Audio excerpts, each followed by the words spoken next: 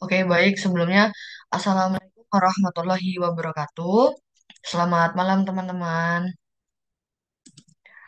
Oke, baik. Di sini, seperti biasa, kita akan mempresentasikan hasil diskusi dan review artikel dengan judul Learning as Becoming in Vocation, Education, and Training, Class, Gender, and the Role of Vocational Habits dari kelompok 2 mata kuliah media pembelajaran vokasional.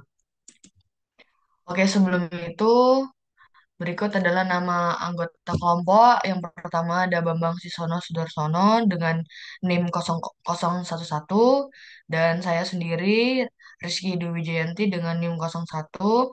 Kemudian ada Mas Habib Pratama Haryoko dengan NIM 038. Oke, baik.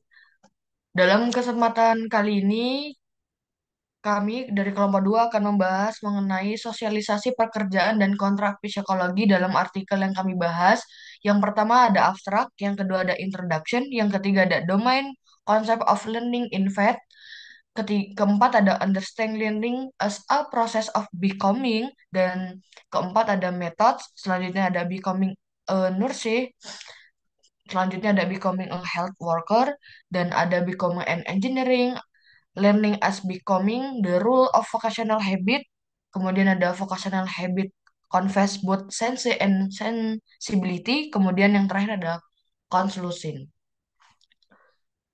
Lalu materi yang pertama akan saya bahas sendiri mengenai abstrak.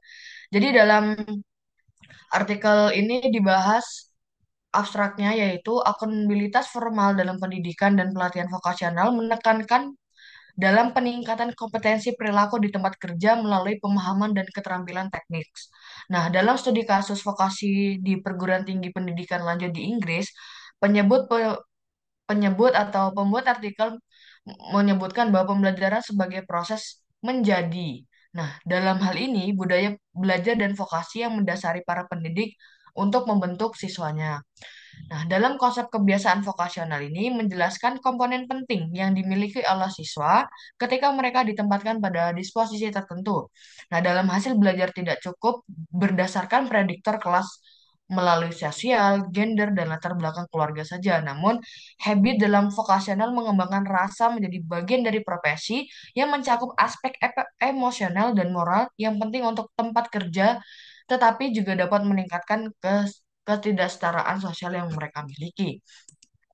Kemudian selanjutnya ada introduction di mana sejak penurunan pasar tenaga kerja pemuda ini pada akhir 1970-an, transisi dari sekolah ke kerja menjadi lebih lama. Nah, Rikolsik pada 2001 mengatakan bahwa hampir 3/4 dari remaja berusia 16 tahun masih mengikuti pendidikan penuh waktu dan hampir setengah dari mereka mengambil kursus pendidikan dan pelatihan vokasional yaitu FET di perguruan tinggi pendidikan lanjut atau FE atau Departemen Pendidikan dan Keterampilan menurut DVES dalam 2021.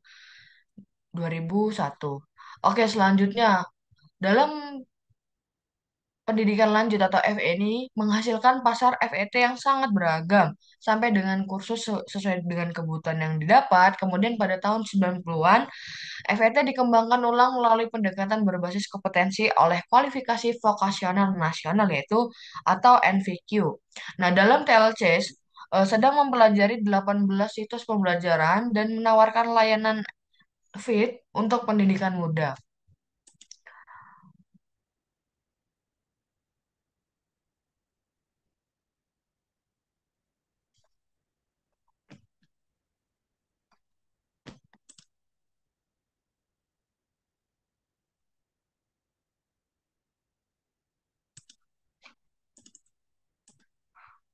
Oke, akan dilanjut oleh Mas Bambang.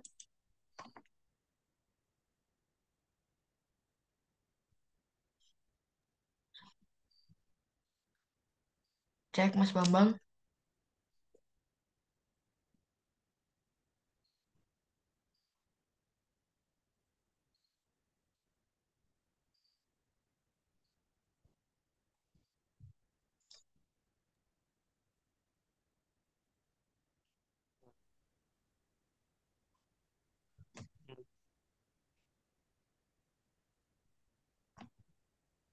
Suaranya belum kedengeran.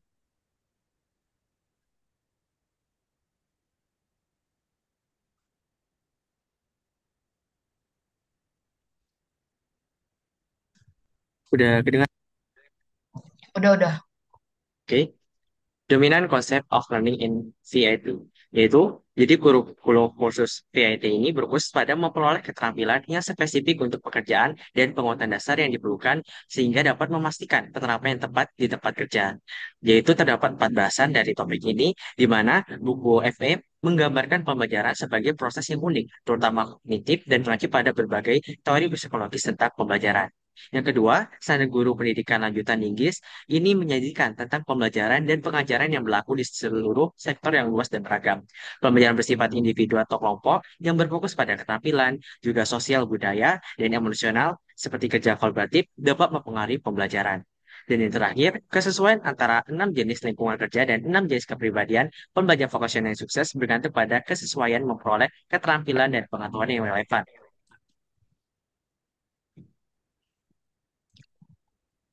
Sosialisasi pekerjaan dan kontrak psikologis. Pada awal memasuki dunia kerja, individu seringkali beradaptasi secara pasif terhadap norma dan budaya yang berlaku di tempat kerja. Hal ini berarti mereka cenderung menyesuaikan diri tanpa sepenuhnya memahami atau merencanakan peran mereka dalam suatu tempat kerja. Dalam proses ini ada konsep yang disebut kontrak psikologis yang menggambarkan hubungan antara karyawan dan pemberi kerja. Kontrak ini melibatkan harapan tak tertulis mengenai perilaku, sikap, dan komitmen dari masing-masing pihak. Namun teori ini memiliki keterbatasan karena kurang menyoroti bagaimana pendidikan vokasional atau pendidikan kejuruan yang berperan dalam membentuk identitas profesional seseorang di dunia kerja. Selanjutnya, next slide. Dua studi yaitu Study Best dan Willis memberikan pandangan berbeda tentang pentingnya kurikulum vokasional. Study Best menyoroti pentingnya kurikulum vokasional di sekolah sebagai langkah awal untuk mempersiapkan siswa menghadapi tuntutan di dunia kerja. Kurikulum ini membantu siswa dalam mengembangkan keterampilan khusus yang akan berguna di masa depan. Sebaliknya, Study Willis menunjukkan adanya siklus sosialisasi pada siswa dari kelas pekerja yang seringkali membatasi mereka hanya pada pekerjaan dengan keterampilan rendah. Siswa kelas pekerja ini tidak selalu diberi kesempatan untuk mengeksplorasi karir yang lebih tinggi. Kedua studi ini cenderung lebih fokus pada pendidikan umum dan kurang memberi perhatian pada pendidikan kejuruan atau Vocational Education and Training (VET) yang sebenarnya bisa memperluas peluang karir bagi siswa. Selanjutnya, perspektif Left and Ranger. Komunitas praktik. Dalam perspektif ini, pembelajaran yang efektif terjadi melalui keindustrian aktif dalam komunitas praktik, di mana konsep ini menekankan individu mempelajari keterampilan dan pengetahuan secara lebih mendalam ketika mereka terlibat langsung di dalam pekerjaan. Bukan hanya dapat mempelajari teori di ruang kelas, tetapi juga dapat menekankan pentingnya interaksi sosial dan emosi dalam membentuk suatu identitas. Dengan adanya identitas ini dan interaksi sosial, individu dapat membangun identitas profesional mereka dalam konteks nyata di dunia kerja. Dan juga dari ini, mengingat pentingnya pendidikan vokasional seperti VIT tadi, yang memainkan peran besar dalam membentuk kesiapan kerja dan identitas profesional yang sangat dibutuhkan di lingkungan kerja yang dinamis. Selanjutnya, metode. Penelitian ini bertujuan untuk mengeksplorasi proses pembelajaran dalam lingkungan Vocational Education and Training atau VIT yang merupakan pendidikan kejuruan. Penelitian ini dilaksanakan melalui proyek yang disebut Teaching and Learning Collaboration atau TLC, sebuah kemitraan antara 4 universitas dan 4 perguruan tinggi di Inggris.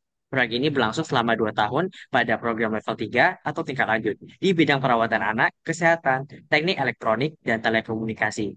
Studi ini menargetkan mahasiswa yang sebagian besar berasal dari latar belakang kelas pekerja dan kerap dipengaruhi oleh stereotip gender. Selain itu, mayoritas dari mereka belum memiliki pengalaman dalam pendidikan tinggi, sehingga penelitian ini juga memberi wawasan tentang tantangan dan potensi mereka dalam lingkungan VIT. Selanjutnya, untuk lokasi dan fokus analisis. Dalam penelitian ini menggunakan konsep habitus dari Berkeley. untuk menggambarkan struktur yang membentuk dan dipengaruhi oleh kebiasaan, norma, serta latar belakang sosial mahasiswa dalam proses pembelajaran. Habitus ini mencakup aspek sosial dan budaya yang mereka bawa ke dalam lingkungan belajar. Di setiap lokasi pembelajaran terdapat komponen pembelajaran berbasis kerja yang menjadi inti dari pengalaman mahasiswa di PET. Namun, hubungan antara kursus di perguruan tinggi dengan elemen kerja nyata berbeda-beda di setiap lokasi. Analisis penelitian difokuskan pada tiga lokasi PNI yang berbeda untuk mengkaji lebih dalam peran habit dalam proses pembelajaran, serta bagaimana masing-masing lokasi memiliki cara unik dalam menghubungkan teori dan praktik di lingkungan kerja. Selanjutnya, untuk metode pengumpulan datanya, data untuk penelitian ini diperoleh dari kohort pertama mahasiswa yang dilacak selama 2 tahun, mulai dari September 2001, dengan mengumpulkan data dari berbagai metode, termasuk wawancara semi struktur yang dilakukan secara berulang, baik dengan mahasiswa maupun pengajar, dan juga melakukan kuesioner observasi langsung di lokasi dan jurnal reflektif yang dibuat oleh pengajar. Jadi pengumpulan data ini dilakukan oleh tim peneliti untuk menganalisis perspektif insider dari perguruan tinggi dan perspektif outsider dari universitas yang memungkinkan analisis data yang lebih mendalam dan lebih konteks. Untuk menganalisis data ini juga menggunakan pendekatan studi kasus mendalam di tiga lokasi pembelajaran yang berbeda. Pengalaman mahasiswa dalam masing-masing lokasi dipahami sebagai proses menjadi learn to be, bagaimana mereka berkembang dan bertransformasi melalui pembelajaran dalam lingkungan VIT. Meskipun fokus analisis utama pada tiga lokasi tersebut, juga mempertimbangkan hasil proyek secara keseluruhan untuk memberikan pemahaman lebih luas tentang pengalaman VIT di berbagai konteks. Selanjutnya, pengenalan khusus perawatan anak CSCHE, yaitu Children and Education atau CSCHE, yang merupakan kualifikasi untuk mempersiapkan mahasiswa menjadi perawat anak profesional di Inggris. Kurs ini rancangan bagi mereka yang ingin bekerja dalam bidang perawatan anak dengan keterampilan khusus dan pemahaman mendalam tentang kebutuhan perkembangan anak. Sebagian besar mahasiswa berusia 16 sampai dengan 17 tahun berasal dari latar belakang kelas pekerja dan mayoritasnya adalah perempuan. Kursi ini berada di Departemen Kesehatan dan Perawatan Sosial yang didominasi oleh perempuan dan mencerminkan gender yang sering dikaitkan dengan bidang perawatan anak. Dan juga pembelajaran ini melibatkan kombinasi antara teori yang diajarkan di kelas dan pengalaman praktis di tempat kerja yang memungkinkan mahasiswa untuk menerapkan teori dalam konteks nyata.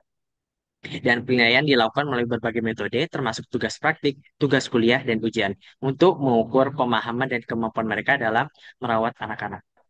Selanjutnya, tantangan dalam menjadi perawat anak.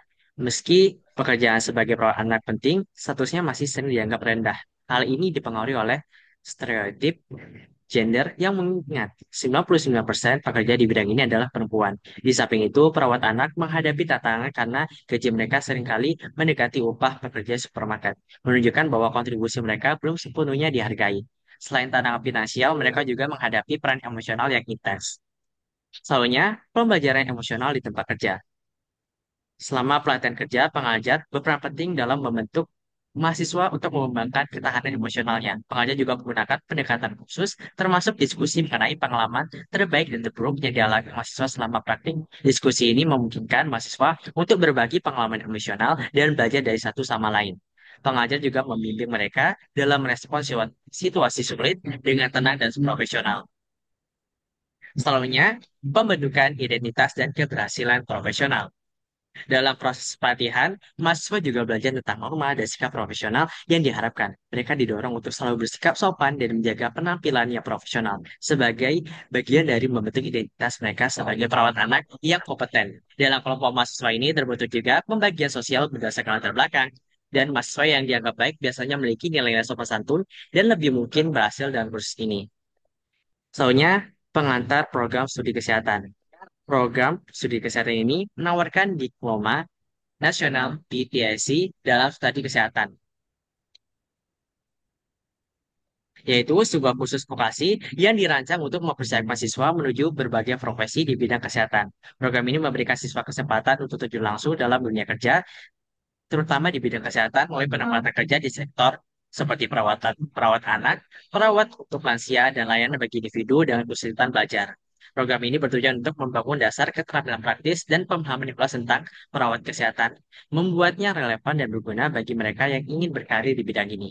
Dan profil siswa di program ini umumnya berusia 16 sampai dengan 17 tahun dan memiliki pengalaman kerja baru di sektor perawatan yang menjadi bekal awal mereka dalam memahami tantangan di bidang kesehatan. Selanjutnya, next slide.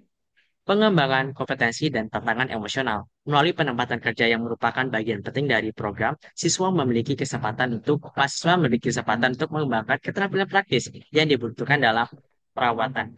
Dalam konteks perawatan seperti teknik perawatan fisik, serta belajar menghadapi berbagai perilaku yang mungkin mereka temui selama merawat klien atau dari